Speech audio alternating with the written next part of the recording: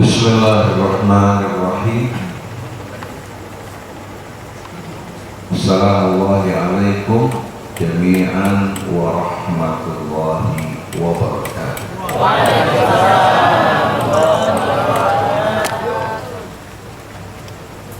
Ya man dzikruhu syarafun lidzakirin wa ya man syukruhu fawzun lisyakirin wa ya man ta'atuhu najatun lil muti'in salli ala Muhammadin wa ali Muhammad washghal qulubana bi dzikrika an kulli dzikr wa alsinatana bi syukrika an kulli syukr wa jawarihana bi ta'atika an kulli ta'ah.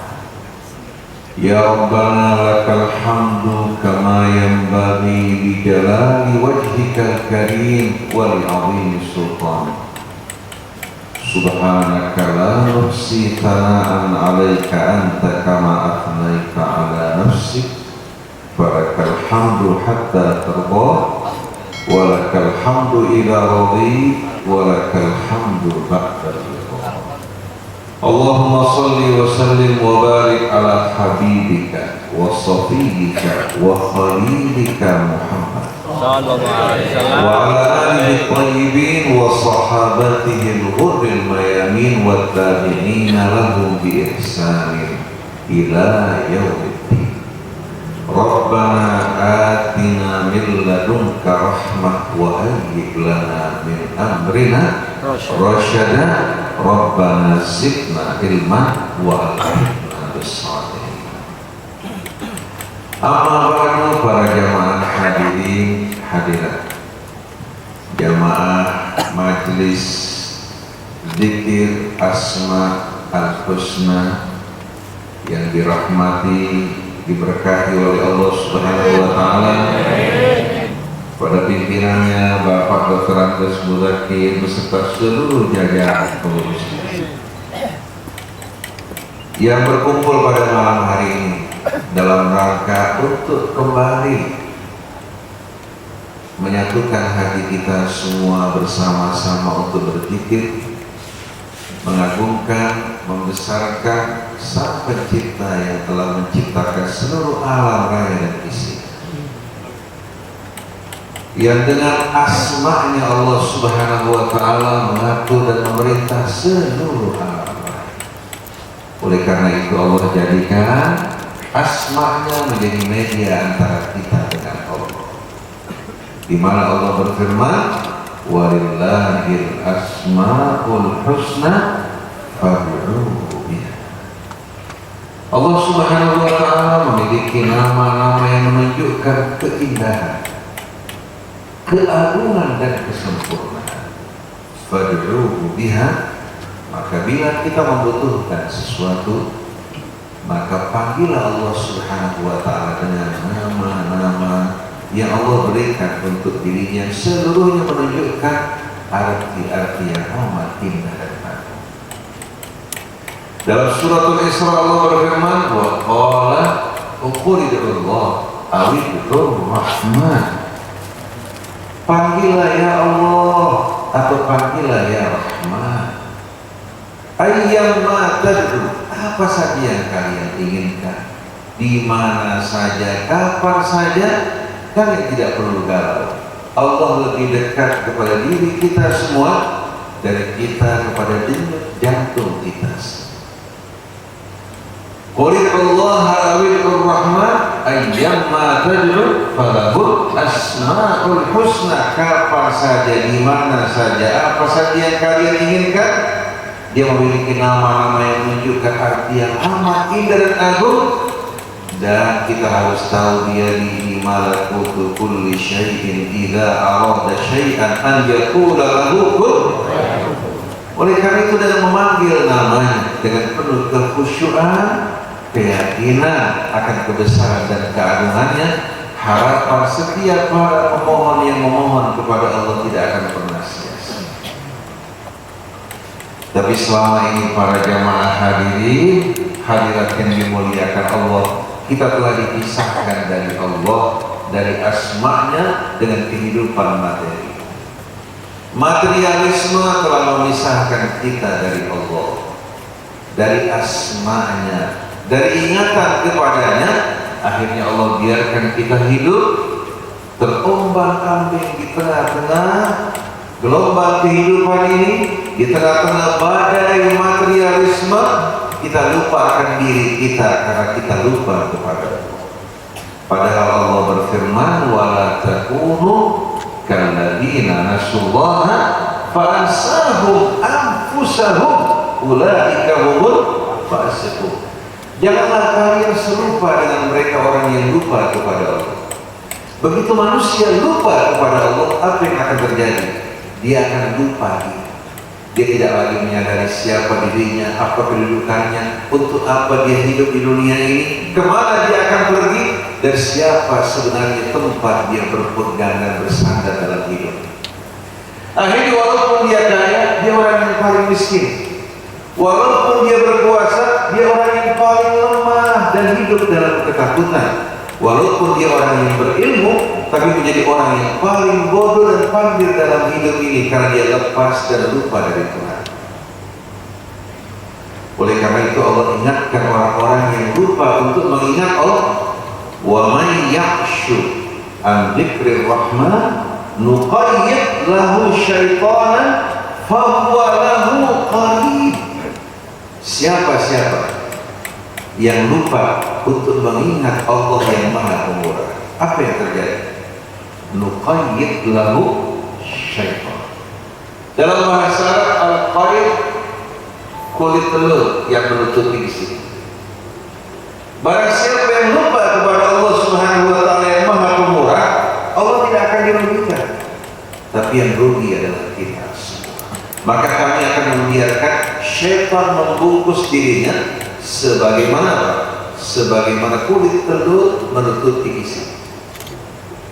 Kemana dia pergi, syaitan akan membisik-bisikkan dirinya perbuatan yang rendah, yang hina, bahkan membisik-bisikkan dirinya ketakutan dan kegelisahan, hingga akhirnya karena takut menghadapi hidup ini, jalan yang haram pun ditempuh. Akhirnya lahirlah korupsi, lahirlah berbagai macam praktek-praktek yang tidak benar. Kenapa? Karena dia beranggapan dengan jalan ini dia mampu untuk mencukupi hidupnya. Akhirnya masuk ke kepolisian, ke kejaksaan, akhirnya terjerat oleh KPK, kehormatan kebesaran yang Allah berikan jatuh dan hilang. Begitu pula narkoba. Narkoba diminum oleh mereka yang meminumnya atau menggunakannya bukan karena mereka tidak tahu bahayanya, tapi stres, resah, gelisah, ketakutan dalam hidup ini. Akhirnya mereka mencari hiburannya melalui hal-hal yang bisa membuat mereka lupa dan malu. Oleh karena itu orang-orang yang hatinya selalu ingat Allah akan selalu berada dalam bimbingan dan lindungan Allah Subhanahu wa taala. Allah berfirman, "Fadhkuruni adhkurkum washkuruni wa la takfurun." Ingatlah aku senantiasa, aku akan mengingat kalian. Dan syukurilah nikmat-nikmat yang aku telah berikan kepada kalian, dan jangan kalian ingkar. Begitu kalian bersyukur kepada Allah, nikmat yang telah Allah berikan akan dilipat gandakan bagi kita semua.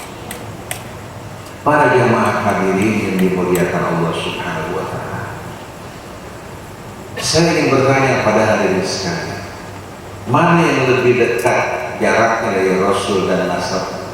Abu Lahab apa Hadir? Mana yang lebih dekat? Abu Lahab berjumpa dengan Rasul. Abu Lahab adalah paman Rasul, tapi dia justru diharamkan dari hidayah Allah karena kesombongan. Nah, saya ingin bertanya pada hadirin yang hidup 1400 tahun setelah wafatnya Rasul, mendapatkan pilihan hidayah dan anugerah ini, kira-kira merupakan nikmat yang amat besar. Abu Lahab walaupun dia paman Rasul, tempatnya api neraka karena sombong dan ingkarnya. Tapi bapak-bapak, ibu-ibu sekalian yang beriman kepada Allah, kepada Rasulnya, walaupun tidak menjumpainya, apabila betul menjaga, mensyukuri nikmat iman ini, niscaya bapak ibu semua akan menjadi orang yang akan mulia di dunia, mulia pula di akhirat. supir konglomerat, seorang supir konglomerat. Mungkin konglomerat tersebut kekayaannya mencapai 60 triliun atau lebih. Kira-kira banyak atau tidak? Ketika waktu sholat Jumat, dia minta izin pada tuannya untuk sholat. Dia sholat Jumat dengan khusyuk, dengan pakaian yang terbaik. Setelah sholat dia bertemu dengan seseorang. Ditanya, kamu kerja sama siapa? Dia mengatakan, saya kerja sama fulan sang konglomerat. Apa agamanya? Dia bilang, agamanya non-Islam. Lalu saya tanya kepada kamu, bagaimana seandainya kekayaan dia yang banyak dipindahkan kepada kamu, tapi iman kamu dipindahkan kepadanya, mau atau tidak? Dia mengatakan, dunia dan seluruh isinya saya tidak akan tukarkan dengan iman yang Allah berikan kepada saya. Jadi sebetulnya siapa yang kaya? Yang beriman atau kaya tingkat? Yang beriman. Orang di tengah kehidupan materialistis saat ini, berbagai macam sarana hiburan yang memabukkan, yang melupakan, jalan-jalan yang menyesatkan, ternyata hadirat berkumpul untuk berpikir kepada Allah Subhanahu wa Ta'ala. Hati yang selalu diingatkan kepada Allah, kembali kepadanya, adalah hati-hati yang akan dijaga oleh Allah Subhanahu wa Ta'ala. Dalam sebuah hadis, dari sisi sanad memang tidak kuat, tapi dari sisi matang kandungannya cukup kuat. Dalam satu riwayat disebutkan, idza ahabballahu 'abdan fataha, idza ahabballahu 'abdan ankata fi qalbihi nuqtatan min nur wa fataha masani'a qalbi wa wakkala bihi malakan yusaddiduhu wa idza abghadallahu 'abdan aghlaqa ma ankata fi qalbihi nuqtatan sauda wa aghlaqa masani'a qalbihi wawakkala bihi syaitanan yudhillu. Pada hadis ini Nabi memberikan dua gambaran bagi kita. Yang pertama, apabila Allah mencintai seorang hamba, karena hambanya selalu cinta dan ingat kepada Allah, maka Allah Subhanahu wa Ta'ala akan pancarkan cahayanya ke dalam kalbu, akan lapangkan dada. Kemudian Allah akan membuka pintu-pintu hatinya untuk menerima hidayah dan petunjuk. Setelah itu Allah akan dampingi orang ini dengan malaikat yang selalu mengarahkan dan meluruskan diri. Pada saat menghadapi ancaman yang menakutkan, malaikat akan menghibur dan berkata, Allah takhafu wa la tahzanu. Tapi sebaliknya, kalau Allah benci, murka kepada seorang hamba karena hamba ini ikat kepada Allah, tidak sama sekali mensyukuri nikmatnya, tidak mengingatnya, maka Allah akan membuat hatinya gelap gulita karena dijauhi dari cahaya. Allah akan tutup pintu-pintu hati.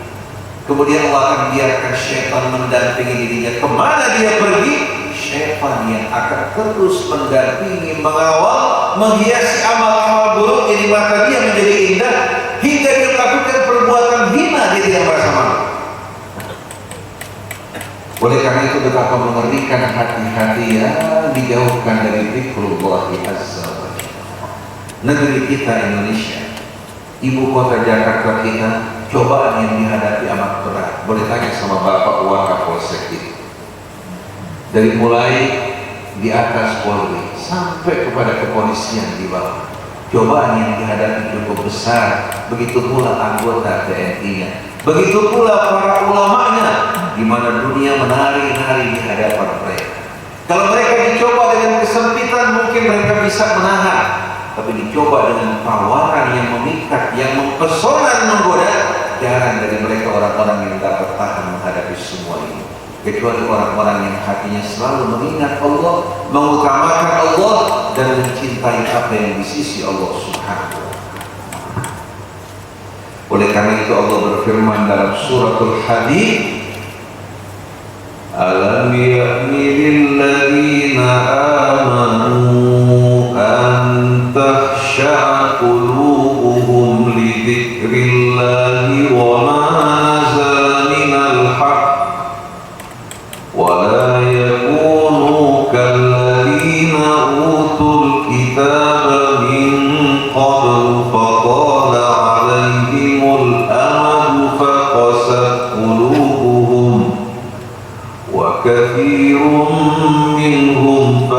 fasiqun. I'lamu anna Allah yuhyil arda ba'da mautiha qad bayyana lakumul ayati la'allakum ta'qilun. Dua ayat ini para jamaah sekalian, ajakan, himbauan yang begitu indah dari Allah kepada kita. Apakah belum tiba saatnya? Apalagi yang ditunggu? Ajal sudah semakin mendekat dari kita semua. Kematian tidak pandang bulu terhadap yang tua atau yang muda, yang tampan atau yang buruk rupanya, yang cantik atau mereka yang biasa.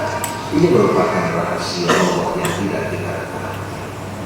Kemarin masih kita bercengkrama tertawa bersama-sama, tapi ternyata pagi harinya kita mendengar kabar bahwa dirinya telah dipanggil oleh Allah, padahal usianya masih jauh di bawah kita.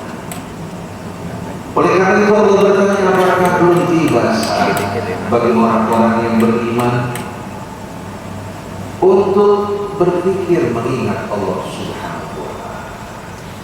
Zikir ini akan melembutkan hati, akan membuat hati mudah menerima hidayah Allah. Zikir ini akan membuat hati kita bersatu. Kalau dalam fikih umat Islam bisa berbeda-beda, bertentangan, bermusuh-musuhan, hanya karena tarawih 23 dan 11, hanya karena meletakkan tangan di dada, hanya karena berjenggot tidak berjenggot. Kalau zikir tidak ada semua ini hari sekali. Zikir akan menyatukan hati kita semua bersama Allah, berkumpul di bawah naungan Allah. Rahmat dan cinta kasih Allah akan dituangkan dalam hati kita semua. Kalau anggota TNI kita, kepolisian kita berzikir kepada Allah, sholat merupakan zikir, membaca Al-Quran merupakan zikir, kemudian kita bersama-sama berzikir, menyebut nama Allah, bertasbih kepadanya, membesarkan, mengagungkan, juga bersolawat padanya, maka kehidupan kita akan dibersihkan oleh Allah Subhanahu wa Ta'ala. Jadi apakah belum tiba saatnya bagi orang-orang yang beriman untuk berzikir kepada Allah? Wa ma nazala minal haq, dan merenungkan ayat-ayat suci Al-Quran yang berisikan kebenaran yang diturunkan oleh Allah Subhanahu wa Ta'ala. Zikir seseorang tidak sempurna kecuali dia membaca Al-Quran. Karena Allah berfirman, Shad wal Qur'ani bidzikr. Shad Al-Quran bidzikr, artinya apa? Yang berisikan pelajaran dan peringatan yang mengingatkan kita kepada Allah, khususnya di alam raya yang begitu indah. Oleh karena itu, di samping tasbih Asmaul Husna, jangan lupa membaca Al-Quran. Siapa yang bisa 1 juz per hari, fabiha wa ni'mat. Yang bisa 3 juz lebih baik lagi. Dan coba, pertama agak berat, tapi setelah itu orang akan merasakan tanpa membaca Al-Quran, hati akan menjadi gelap dan resah. Dan Quran membuka pintu rahmat Allah, menyembuhkan penyakit hati kita, dan Quran membuka pintu rezeki dan rahmat dari sisi Allah Subhanahu wa Ta'ala.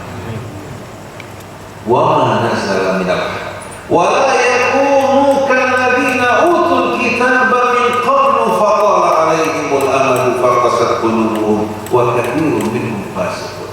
Jangan mereka biarkan hati mereka tanpa mengingat Allah, tanpa berzikir kepadanya, tanpa membaca ayat-ayat Allah seperti para ahli kitab sebelum kita.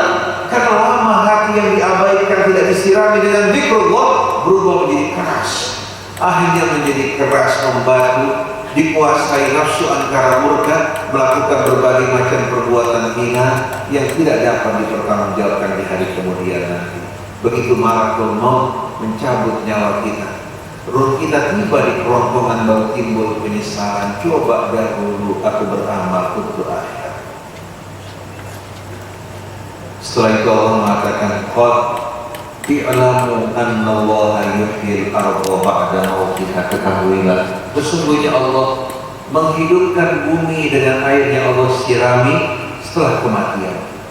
Begitu pula hati dengan zikir kepada Allah akan dihidupkan kembali oleh Allah Subhanahu wa Ta'ala. Qad bayyana lakumul ayati la'allakum ta'qilun. kami telah menjelaskan bagi kalian ayat-ayat ini agar kalian menjadi orang-orang yang berakal. Orang bagaimanapun dia menghafal Quran, bagaimanapun luas ilmunya, kalau hatinya tidak berzikir kepada Allah, jiwanya akan rusak, begitu pula rumah tangga. Tapi yang hatinya selalu berzikir kepada Allah, menyebut namanya, berkasih membesarkannya, kemudian bersandar kepadanya dengan penuh kepasrahan, iyyaka na'budu wa iyyaka nasta'in, ihdinas siratal mustaqim, insyaallah cahaya Allah menerangi kalbu. Saya akan bawakan untuk hari ini sekalian kisah-kisahnya mengenai orang yang berzikir kepada Allah. Saya ambil dari luar negeri. Mereka orang-orang yang masih hidup pada saat ini, anak-anak. Kalau hadirin sekalian berkunjung ke Singapura,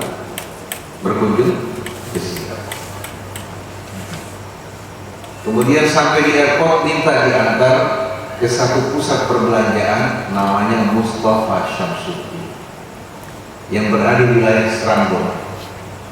Itu di airport disediakan shuttle bus dari airport menuju ke tempat tersebut. Kalau di pusat kota, pusat perbelanjaan sore hari sudah tutup, Mustafa Syamsuddin dibuka 24. Orang belanja pukul 2 malam, pukul 3 malam, seluruh kebutuhan belanja, dari mulai pakaian, sandang pangan yang murah, yang mahal, semua tersedia sampai kepada perdagangan emas. Itu di kota Singapura, termasuk pusat perbelanjaan yang terbesar, yang terramai, yang tidak pernah kosong, dimiliki oleh keluarga Mustafa Syamsuddin. Siapa dia Mustafa Syamsuddin? Seorang asalnya pedagang teh tarik dari India.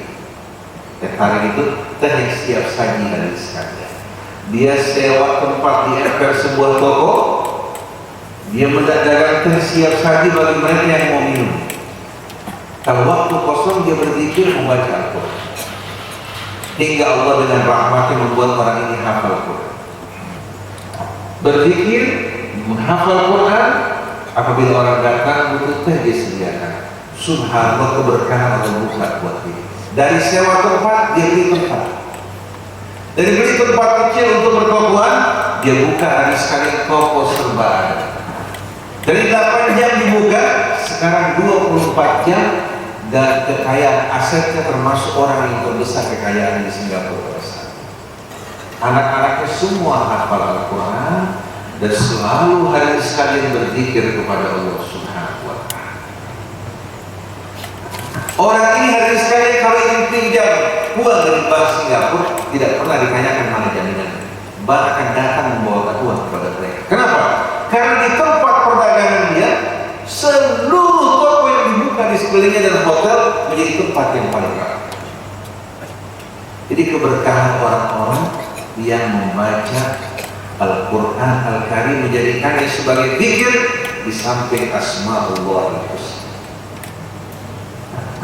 Sedangkan orang yang kedua berasal dari Indonesia. Dahulu hari sekalian, sebelum pecah perang dunia kedua, ada seorang pemuda belajar ke Jepang. Kemudian lama bekerja di Jepang. Pada saat peperangan dunia kedua, Jepang sampai ke Indonesia. Orang ini kembali ke Indonesia bekerja sebagai penerjemah untuk orang-orang Jepang. Dia Muslim, menguasai bahasa Arab, bahkan ayahnya seorang alim yang terkemuka yang menyebarkan dakwah untuk wilayah Ambon dan sekitar. Tapi dia rupanya kurang tertarik dengan medan dakwah. Dia ingin hidup seperti kebanyakan orang, sebagai orang-orang yang maju, berbahasa asing, berpakaian dan tidak mirip dengan pakaian orang-orang seperti yang dikenal di tengah-tengah Tuhan. Akhirnya dia hidup puluhan tahun, tapi ternyata tidak membawa hasil apa-apa. Jiwa gelisah, hati jauh dari Allah, dunia pun tidak didapatkan. Dan dikenal dengan nama Ahmad Jukun. Subhanallah hadirin sekalian, pada usia kurang lebih 60 tahun dia mulai ganti haluan. Ketika dia kembali ke tempat orang tuanya di wilayah Ambon, kebetulan di wilayah Pulau Buru, Ambon, sampai ke pulau-pulau yang lain, orang tuanya menyebarkan dakwah datang dari Ambon. Dia datang menjumpai murid dari orang tuanya. Murid ini punya kelebihan Allah kasih, subhanallah, mengobati orang yang sakit dengan izin Allah sembuhkan dengan Asmaul Husna. Sekali waktu dia mengobati orang yang terkena racun, lalu dia bertanya kepada murid gurunya, dengan apa kamu obati? Dengan yang saya berikan, yang saya lakukan, yang diajarkan orang tua kamu, hanya membaca Bismillahirrahmanirrahim, la yadurru ma'asmi syai'un fil ardi wa la fis sama'i wa huwas samiul alim. Dia mengatakan, saya belajar, saya paham semua itu, tapi selama ini hati saya dijauhkan dari Allah Subhanahu wa Ta'ala. Maka dia berganti haluan mulai saat itu. Setiap 3 hari dia hafalkan Al-Quran. Tiap 3 hari dia hafalkan Al-Quran. Dia beli Al-Quran, katakan 30, 3 hari dia hafalkan Al-Quran, kemudian disisihkan. Dia baca lagi Quran yang baru, begitu selesai 30 Al-Quran, dia bawa ke pesantren Quran tersebut dihadiahkan untuk pelajar-pelajar di pesantren. Dia berharap untuk menjadi saksinya di hari kemudian. Satu hari saya sedang di bus menuju ke pesantren, saya berjumpa dengan berpakaian rapi dengan baju kokohnya, wajah yang sejuk. Saya tanya, kemana kamu? Dia mengatakan mau ke pesantren itu. Untuk apa? Dia membagi-bagikan Al-Quran yang saya sudah baca. Setiap 3 hari saya biasakan diri untuk membaca Al-Quran dan membaca Asmaul Husna. Akhirnya mulai saat itu saya berkenalan hadirin sekalian. Dia mengadakan majelis di Bendungan Hilir dengan majelis Asmaul Husna. Dan Al-Quran yang tidak pernah ditinggalkan, setiap 3 hari dia menghatamkan Al-Quran. Allah kasih, saya berangkat ke masjid tahun 78, 86 saya kembali, ternyata di orang yang dikenal, doanya dikabulkan oleh Allah Subhanahu wa Ta'ala, hidupnya dilapangkan, dan terjadi perubahan dari seorang yang tadinya bergantung kepada materi, sekarang dia menjadi seorang hamba yang bergantung pada Allah dan materi yang ikut di belakang. Tapi sayang kita semua ini telah diperdaya dan diperbudak oleh materi, dikendalikan oleh hawa nafsu kita, hingga kita lupa kepada Allah yang maha besar, di mana nyawa kita, hidup kita, jantung kita, hati kita, ginjal kita, pencernaan kita, semua di bawah kendali Allah. Bila Allah hentikan jantung kita, siapa yang kuasa untuk menggerakkan kembali? Bila Allah menghentikan pencernaan kita, siapa yang kuasa untuk memberdayakannya dan mengoperasikannya? Bila Allah hentikan hati kita dari fungsinya, siapa yang kuasa untuk memerintahkannya kembali, memberdayakannya walaupun kita kaya raya? Saya teringat kurang lebih 5 tahun yang lampau, saya datang ke rumah seorang konglomerat. Dia menjadi sahabat erat dari Louis Video. Dia orang kaya. Kebetulan istrinya meninggal dunia. Rumahnya hari sekalian kurang lebih seluas 1 hektar di daerah Pondok Indah. Luas tanahnya hari sekalian kurang lebih 1,7 hektar kalau tidak salah. Sekarang harganya ditawarkan 2,5 triliun. Besar tak kira-kira? Saya datang ke rumahnya baru selesai, istrinya baru meninggal. Saya sampaikan ceramah perpisahan. Setelah itu saya katakan pada si bapak-bapak, betapa luasnya rumah yang bapak bangun, betapa indahnya. Tapi usia bapak sekarang sudah 78. Sebentar lagi bapak akan pergi. Rumah yang bapak bangun, bapak diami beberapa saat, setelah itu bapak akan pergi menuju kehidupan akhir. Lalu apa yang bapak persiapkan untuk berjumpa dengan Allah Subhanahu wa Ta'ala? Ini yang saya sampaikan kepada orang tersebut. Karena kebanyakan orang menyanjung, menjilat, membuat dirinya lupa. Tugas kita fadzakir, inna dzikra tanfa'ul mu'minin. Subhanallah, karena saya sampaikan apa adanya, dari kalangan keluarga tidak begitu menyukai saya, termasuk mungkin dia sendiri. 2 tahun kemudian saya diundang lagi untuk menyolatkan jenazah. 2 tahun. Saya sampaikan pada anak-anaknya, kalian ingat dulu waktu ibu kalian meninggal dunia, saya pernah sampaikan peringatan pada ayah kalian. Ternyata hanya 2 tahun dia menempati rumah yang indah, kemudian dia pergi. Kalian pun sama, jangan terpedaya oleh masa muda. Ingat, hidup kita singkat dan pendek, harta kita akan tinggalkan di belakang. Sertifikat rumah, kertas. Kemudian ijazah kita, kertas. Surat kawin kita, kertas. Semua itu merupakan kekayaan dalam bentuk kertas. Begitu pula uang yang kita simpan di bank. Pada akhirnya semua ini kita akan tinggalkan. Kita akan menjumpai Allah dengan amal yang pernah kita lakukan. Wattaqu yawman turja'una fihi ilallah. Bertakwalah kalian, hati-hatilah menghadapi satu hari di mana kalian akan dikembalikan kepada Allah. Tsumma tuwaffa kullu nafsin ma kasabat wa hum la yuzlamun. Kemudian setiap jiwa akan dibayar, dilunasi balasan dari amalnya, dan mereka sedikit pun tidak dizalimi oleh Allah Subhanahu wa taala. Nah, coba renungkan ayat suci Al-Quran yang terdapat dalam surat An-Nur. Bagaimana Allah Subhanahu wa taala berfirman, "Fi buyutin adzinallahu an turfa'a wa yuzkara fiha ismuhu yusabbihu lahu fiha bil-ghuduwi wal asal." Rijalun la tulhihim tijaratun wa bay'un an dzikrillahi wa iqamis sholati wa ita'iz zakah yakhafuna yawman tataqallabu fihi al-qulubu wal absar liyajziyahumullahu ahsana ma 'amilu wa yazidahum min fadlihi wallahu yarzuqu man yasha' wallahu yarzuqu man yasha' bighairi hisab.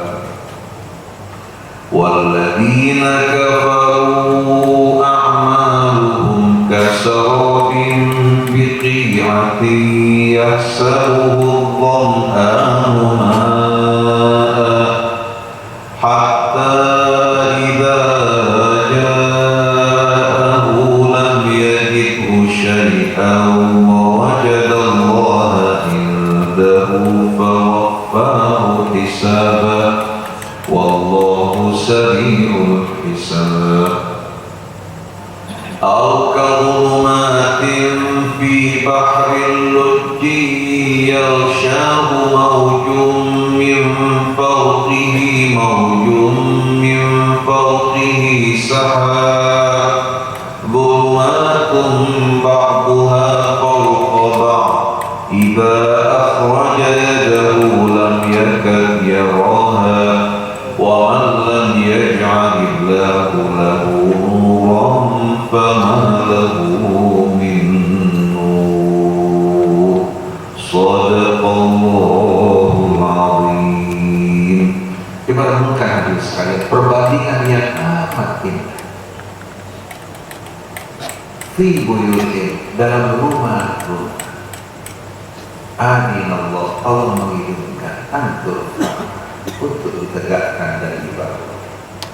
Wa yudhkara fiha ismuh, dan disebutkan dalam rumah-rumah tersebut nama-nama Allah, baik dalam masjidnya, baik dalam majelis taklimnya, demikian pula dalam rumah-rumah kita, agar betul-betul kita terangi rumah kita dengan berzikir kepada Allah.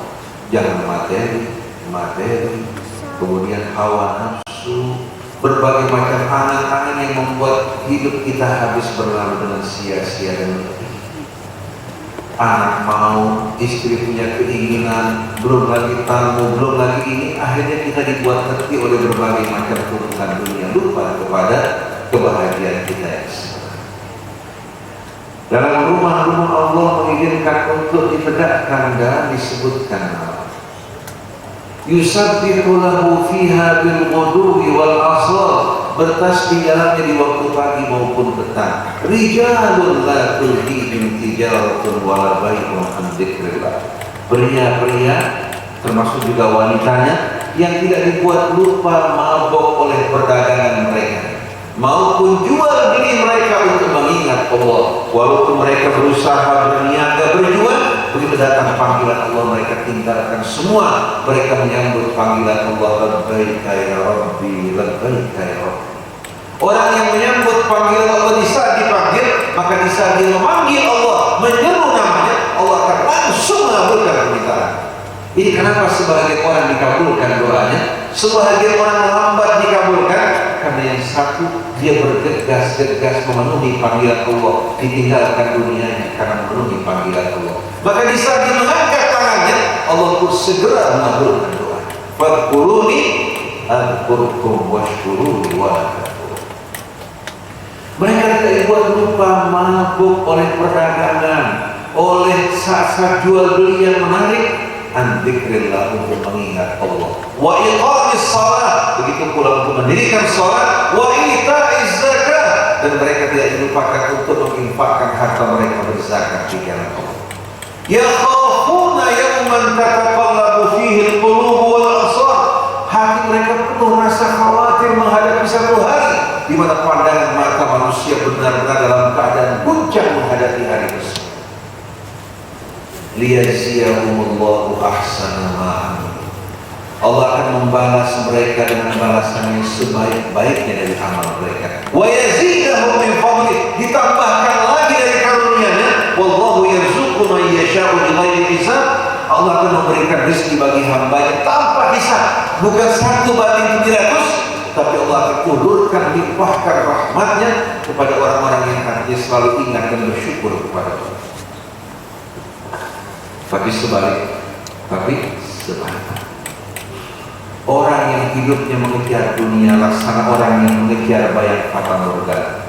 Walladzina kafaru, orang yang ingkar lupa kepada Allah, a'maluhum kasarabin biqi'ah. Amal mereka seperti orang yang berada di tengah-tengah padang yang luas, menjumpai bayang-bayang fata morgana.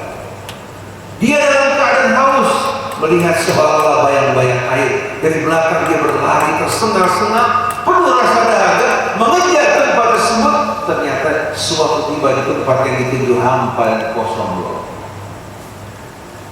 Hingga begitu tiba di tempat tersebut, dia tidak menjumpai air yang diinginkan, yang dijumpai Allah, karena ajalnya telah tiba. Selama ini dia dipermainkan oleh dunia dan anak-anak. Sudah punya 1 miliar, ingin 10, sudah punya 10, ingin 100, sudah punya 1 triliun. Ternyata semakin serakah dan semakin luas.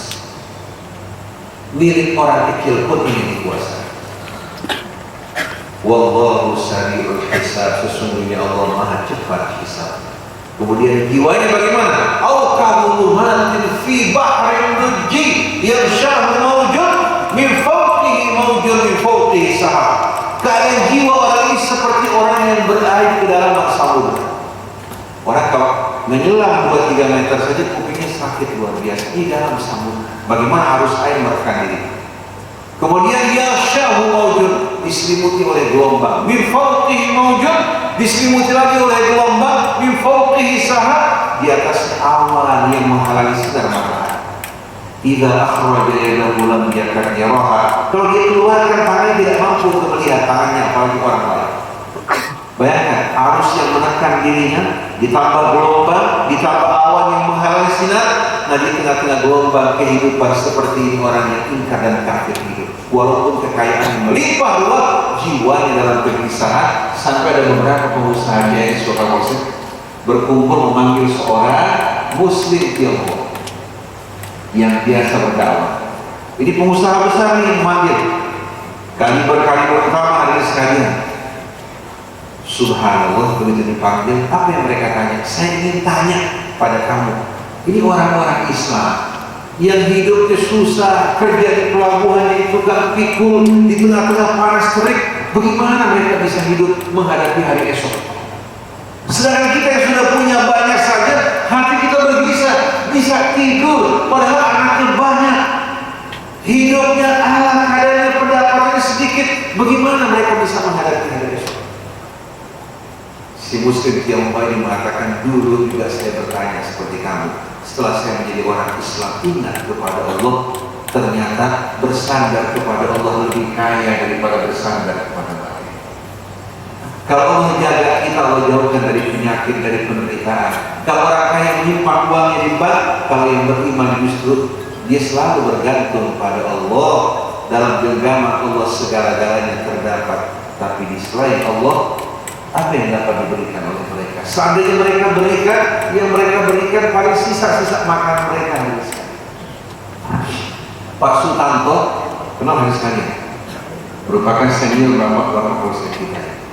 Termasuk orang ada sekalian yang sekarang mengalami perubahan yang luar biasa. Dia termasuk yang memberantas perjudian. Sampai di antara bandar-bandar besar banyak ya stres, kena stroke karena tindakan dia memberantas perjudian. Merupakan jasa besar beliau. Begitu beliau turun, beliau mulai mendekatkan diri pada Allah, belajar Al-Quran dari tidak bisa sampai sekarang lancar, dan selalu mengadakan pengajian di rumahnya, mengajak orang berzikir kepada Allah Subhanahu wa Ta'ala, dan berkali-kali ditawarkan untuk menjadi menteri, dia tolak sama sekali. Dia ingin mempersiapkan untuk menghadapi hari berjumpa dengan Allah. Ini pasukan ditawarkan berkali-kali oleh Bapak SBY, oleh yang berikutnya, tapi dia mengatakan tidak. Saya ingin mempersiapkan bekal untuk menghadapi Anda. Cukup masa-masa lampau yang saya lakukan. Begitu pula Bapak Anwar Bahrul Alam. Dia berusaha untuk mengajak kepolisian kembali kepada Allah, dekat dengan Allah Subhanahu wa Ta'ala. Dia berjuang, bahkan sekarang dia keluar pensiun, kemudian setelah dioperasi, dia sakit sehat kembali. Dia tetap ada sekalian, dia berupaya untuk berdakwah, mengajak orang untuk kembali kepada Allah. Dan selalu menghimbau orang untuk mendirikan sholat berjamaah. Dan dia contohkan, begitu datang panggilan Allahu Akbar, dia selalu berayat menghabiskan 10 pahala.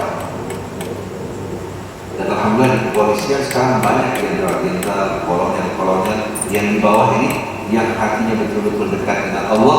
Dan dari TNI-nya pun demikian. Insya Allah apabila telah dominan, negara kita ini akan berubah menjadi baldatul thayyibah.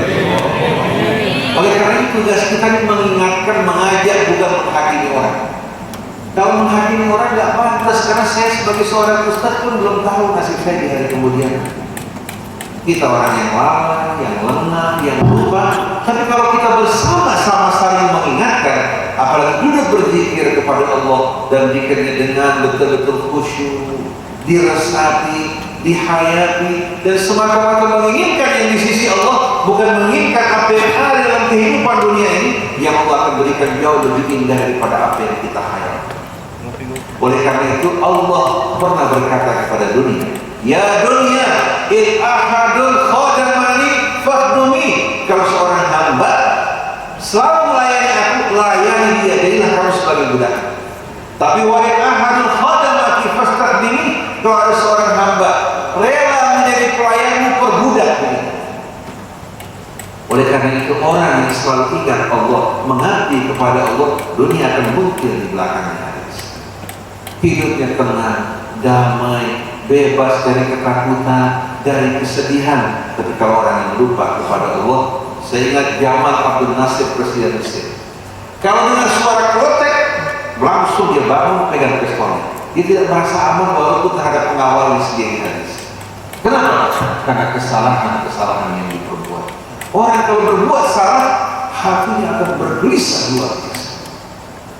Tapi kalau orang berbuat kebaikan, baik dia polisi, baik dia TNI, baik dia ulama, Allah kasih subhanallah hati orang akan cinta. Tapi kalau ulama sudah berilmu, mengkhianati Allah, menjual agama Allah dengan harga yang murah, maka akan dilaknat oleh Allah, oleh para malaikat, dan hati manusia pun tidak simpati pada. Ada sebuah kisah di daerah Cililitan, Pak Polisi. Itu pas di pengkolan kepolisian, di pengkolan Cililitan Kalibata itu ada polisi yang kerjaannya selalu bikin susah mikrolet. Jadi kalau operet mikrolet lewat, itu selalu kalau berhadapan sama dia, selalu dicari-cari kesalahan untuk mendapatkan. Dia bukan melayani masyarakat, tapi selalu membuat masyarakat susah. Akhirnya subhanallah dia meninggal. Begitu meninggal dunia, mikrolet dari ujung ke ujung semua antri, dia lewat depan rumahnya berludah, dikutuk dan dilarang berangkat. Kira-kira orang seperti ini, kesaksian orang menjadi saksi dari hadapan Allah. Tapi kalau seorang polisi mengabdi kepada Allah, melayani masyarakat dengan tulus ikhlas, maka Allah, malaikatnya akan selalu melimpahkan rahmat dan hati manusia juga akan cinta. Negeri kita ini jumlah aparat kepolisiannya amat sedikit bila dibandingkan dengan jumlah rakyat. TNI-nya pun amat sedikit. Oleh karena itu kita ingin umat Islam bekerja sama dengan kepolisian dan TNI untuk memerangi yang mungkar, narkoba. Karena di belakang pengedar narkoba ini orang-orang besar. Kalau TNI, kepolisian sama ulama dan rakyat tidak bersatu, jangan harap bisa menghadapi semua ini. Baik itu kejahatan narkobanya, baik itu korupsinya, baik itu hari ini sekalian pelanggaran yang bermacam-macam. Kepolisian menangkap seseorang, tahu-tahu dilepaskan. Diserahkan kepada kejaksaan, dilepaskan karena apa? Karena mereka mampu bayar. Sampai ada kepolisian di suatu daerah bilang apa? Kepada rakyat, mendingan habiskan itu. Karena kami capek, begitu kami tangkap, kami bawa, dibebaskan hari sekalian. Oleh karena itu rakyat, ulama, kepolisian, TNI kalau bersatu membenahi negara ini dalam sekejap akan mengalami perubahan. Kalau tidak, kelompok ekstremis garis keras yang menghalalkan darah orang, yang menyebarkan fitnah, ini merupakan ancaman di masa akan datang. Tidak mungkin TNI, tidak mungkin kepolisian akan mampu menghadapi kecuali bekerja sama dengan rakyat. Karena fitnah itu telah menghancurkan Suriah, telah menghancurkan Irak, telah menghancurkan Mesir, telah menghancurkan Yaman, dan yang menjadi incaran mereka berikutnya adalah Indonesia. Oleh karena itu kalau kepolisian kerjasama bersama rakyat, TNI pun demikian seperti seperti simbol yang diperjuangkan oleh Panglima Sudirman dulu. Dia mengatakan bahwa yang membela negara ini bukan hanya mereka yang berseragam hijau, tidak, tapi kita harus membangun rakyat semesta. Artinya seluruh rakyat bangsa negeri kita ini berjuang untuk membela, mempertahankan kesatuannya dan membangun betul-betul kebenaran dan keadilan yang bersama. Dan Panglima Sudirman itu merupakan seorang jenderal yang patut menjadi contoh dan ikutan, dan dia betul-betul hari ini sekalian seorang yang membuktikan bahwa dirinya bukan hanya asal berbicara, tapi dia masuk ke hutan rimba berjuang untuk kemerdekaan negeri kita dan menjadikan contoh yang baik untuk bangsa. Di kepolisian juga terdapat Hugeng. Perangkat Hugeng hari sekali. Bapak Hugeng ini menarik sekali. Ketika dia menjadi hari ini sekalian Polda di satu daerah, belum sampai dia ke daerah tersebut, di tempat dia berkantor, dia sudah berdatangan dari para pengusaha. Begitu Pak Hugeng datang, langsung dimatakan kirimkan balik kepada mereka.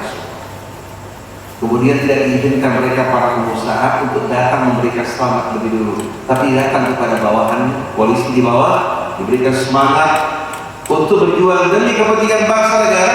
Setelah itu dia bercampur baur dengan rakyat, bukan menyambut konglomerat, bercampur baur dengan rakyat. Ini merupakan contoh yang baik yang dipertunjukkan oleh Hugeng. Oleh karena itu orang-orang yang berjalan pagi sebelum dia meninggal dunia menceritakan bagaimana Hugeng seorang sosok yang patut menjadi contoh. Dia mengakhiri hidupnya tidak memiliki apa-apa sama sekali. Orang baik hidup dan matinya akan dikenal walaupun tidak memiliki apa-apa. Oleh karena itu ada seorang soleh hari sekalian baik, matanya kurang begitu melihat, pakaiannya bersih, sarungnya bersih, cuma lama sudah puluhan tahun hari sekalian. Orang menegur dirinya, apa kamu tidak bisa membeli sarung yang lain? Dia mengatakan, orang bukan dihiasi oleh pakaiannya, tapi pakaian dihiasi oleh orang. Saya alhamdulillah tidak mencuri, tidak menipu, tidak berbohong, tidak memakan hak orang lain. Walaupun pakaian saya pakaian yang murah saya pakai, tapi pakaian terangkat oleh orang yang memakainya. Apa artinya pakaian indah dipakai oleh orang-orang yang busuk, yang rusak? Betul dari saya. Jadi jangan kita minder merasa malu dengan pakaian kita. Jangan kita minder karena kita berjalan kaki. Kalau kita benar, kita lurus dalam hidup kita orang yang mulia di sisi Allah. Dan jangan kita pernah merendahkan diri di hadapan hal-hal yang buruk, walaupun di hadapan kekayaan yang menawarkan kita semua. Oleh karena itu kita berharap hari sekalian dakwah Islam ini bisa diserap oleh seluruh lapisan masyarakat. Dan jangan yang terbaik bukan mengajarkan fikih. Karena fikih begitu diajarkan, jangankan antar mazhab. Dalam mazhab Syafi'i saja Ustaz ribut. Betul tidak sekali? Fikih diamalkan seperlunya. Tapi yang penting hati selalu berzikir mengingat Allah Subhanahu wa taala. Bagaimana membaca Asmaul Husna diresapi, kemudian bagaimana hariskan membaca Al-Qur'an diresapi dengan irama tartil, berzikir kepada Allah. Nah, majelis-majelis zikir ini insya Allah yang bisa menyelamatkan umat hari ini. Dan kalau kita kembali kepada masa lampau para wali songo, termasuk diantaranya di Ponorogo para pejuang Imam Bonjol, mereka dikenal orang-orang yang tidak pernah lepas hati mereka berzikir kepada Allah Subhanahu wa taala. Oleh karena itu orang yang berzikir kepada Allah bukan hanya dengan lisan, dengan hati, orang-orang yang selalu berada dalam lindungan dan pemeliharaan Allah. Berkaitan dengan rezeki tidak perlu khawatir. Tapi bukan berarti berzikir meninggalkan usaha. Kita berzikir, kita bekerja berusaha. Saya seorang ustaz, saya juga berusaha. Muka saya hitam karena berjemur di matahari. Saya juga ikut tadi sekalian mengawasi bangunan. Saya ingin dapat apa yang saya dapatkan dari usaha. Kemudian saya mengajar dan mengharapkan ridha Allah sebagai bekal bagi saya untuk berjumpa dengan Allah. Kesalahan banyak, dosa banyak, kelalaian banyak. Saya berharap dakwah yang saya sampaikan dengan mengharapkan keridhaan Allah bisa masuk ke dalam hati dan bisa mengajak saudara kita semua untuk menyatu bersama Allah. Ini yang kita dapatkan. Dan betapa indahnya kalau kita mendapatkan sesuatu dari hasil usaha kita. Nabi Allah Daud ketika dia keluar dari istana untuk bertanya pada masyarakatnya bagaimana pandangan mereka terhadap dirinya, masyarakat mengatakan nikmal abdu Daud, sebaik-baiknya hamba Daud. Tapi sayang dia makan dari keringat rakyat. Daud menangis luar biasa. Dia makan dari keringat rakyatnya, rakyat yang bekerja, rakyat yang membayar upeti, kemudian dia makan dari hasil tersebut. Langsung dia kembali memohon pada Allah agar diberikan usaha yang bisa menghidupkan diri. Apa yang dilakukan? Allah ajarkan dia untuk membuat baju besi wa'alanna lahul hadid. Besi dilunakkan di tangan Daud, kemudian Daud menganyam baju besi. Setelah itu dijual baju tersebut, hasilnya digunakan untuk makan, jadi tidak lagi bergantung pada jerih payah rakyat. Nabi Sulaiman yang kaya raya, jin bekerja untuk dirinya, dia menganyam tikar pandang, dari hasil penjualannya dia makan hari sekali untuk diri. Dia tidak mau sama sekali bergantung pada orang. Dia ingin bersandar pada Allah, dan sebaik-baiknya kita makan dari hasil usaha kita yang halal dan bersih. Jadi ingin memberdayakan seluruh umat. Jangan menjadi umat yang bergantung bersandar pada orang lain, tapi menjadi umat yang bekerja bermanfaat bagi orang lain. Jadi kita berzikir pada waktu bekerja, kita bekerja tapi tidak lupa kepada Allah. Maka sebagai penutup, sebaik-baiknya orang yang berzikir kepada Allah, yang mengingat Allah, yang tidak dilupakan oleh zikirnya, akan kewajibannya terhadap keluarga dan dunia. Dan sebaik-baiknya orang yang mengurus dunia dan keluarganya, yang tidak dilupakan kepada Tuhan.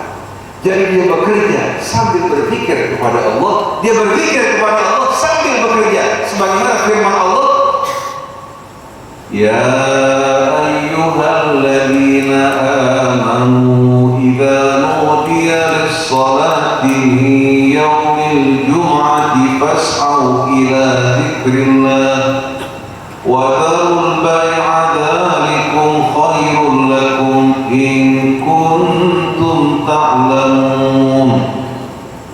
Fa idza qudiyatis salatu fantashiru fil ardi wabtaghu min fadlillah wabtaghu min fadlillahi wadhkurullaha katsiran la'allakum tuflihun. Begitu datang panggilan Jumat, orang meninggalkan semua perdagangan mereka.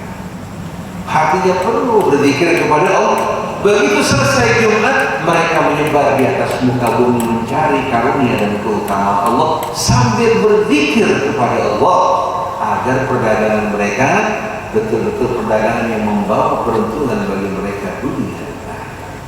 Oleh karena itu orang yang berdagang, yang berusaha sambil berzikir kepada Allah, begitu juga dalam kehidupan rumah tangganya, suami, istri, anak mengingat Allah dan membaca kitabnya, boleh kita buktikan hari sekalian. Oleh karena itu majlis-majlis zikir perlu dihidupkan. Tapi bukan zikir yang hampa, zikir yang diiringi dengan pemahaman, renungan, penghayatan. Boleh juga dibacakan hikmah-hikmah Ibnu Athaillah Sakandari yang memberikan hadirin sekalian pelajaran-pelajaran yang berguna bagi kita semua. Maka kita berharap mudah-mudahan di tengah-tengah hiruk-pikuknya kehidupan, saya saksikan Cilincing pada saat ini berbeda dengan Cilincing puluhan tahun yang lalu. Sekarang berbagai macam kafe, diskotik, tempat-tempat hiburan di depan luar biasa.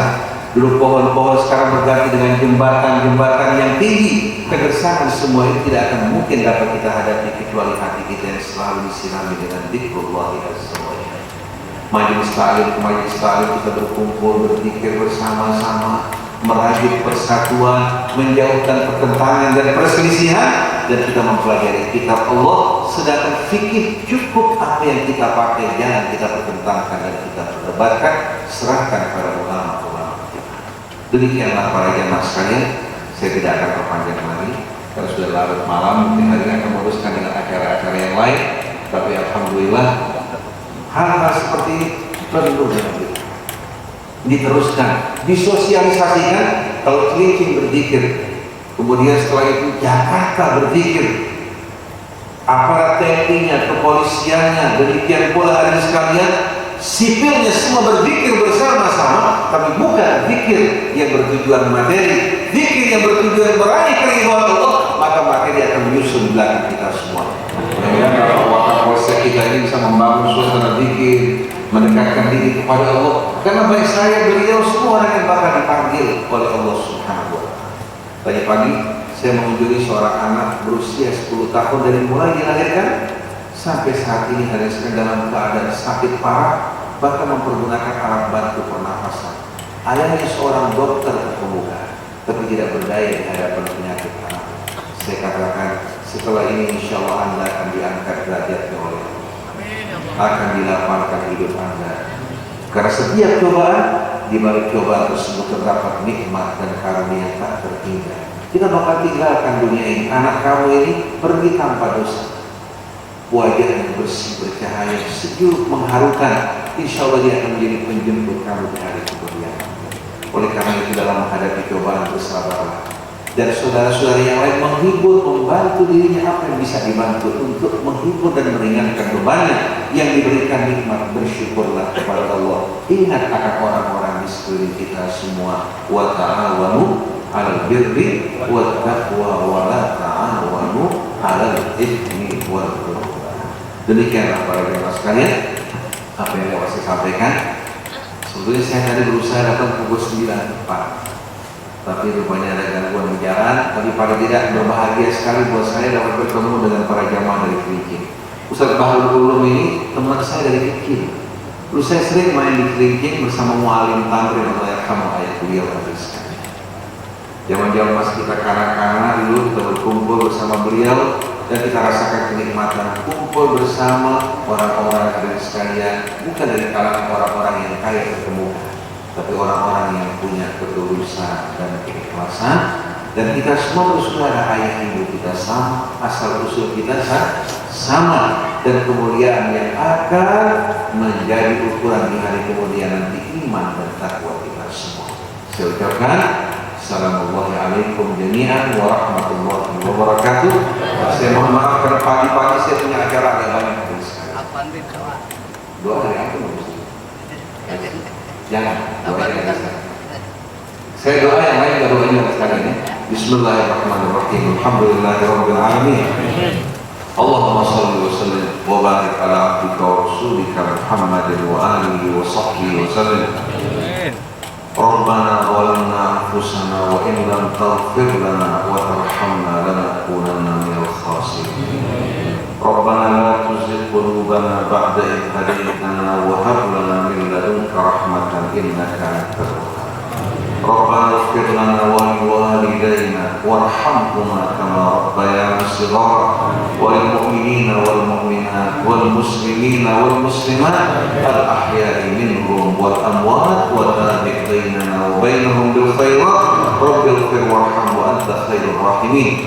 Allahumma ij'al jam'ana hadza jam'an marhuman mubarakan muwaffaqa mahdiyan mardiyan واجعل يا ربنا واجعلنا جميعا من عبادك الصالحين المنيبين إليك المخلصين الآمرين بالمعروف والناهين عن المنكر والحافظين لحدودك. اللهم اجعلنا يا ربنا من عبادك الذاكرين والذاكرات الشاكرين الشاكرات المؤمنين والمؤمنات والمسلمين والمسلمات. اللهم أنت ولينا في الدنيا والآخرة، توفنا مسلمين والحقنا بالصالحين. اللهم أنت ولينا في الدنيا والآخرة، توفنا مسلمين والحقنا بالصالحين. اللهم ولي العافية نسألك العافية عافية الدنيا والآخرة. وصل اللهم على عبدك ورسولك محمد وآله وصحبه وسلم، وآخر دعوانا الحمد لله رب العالمين والسلام عليكم.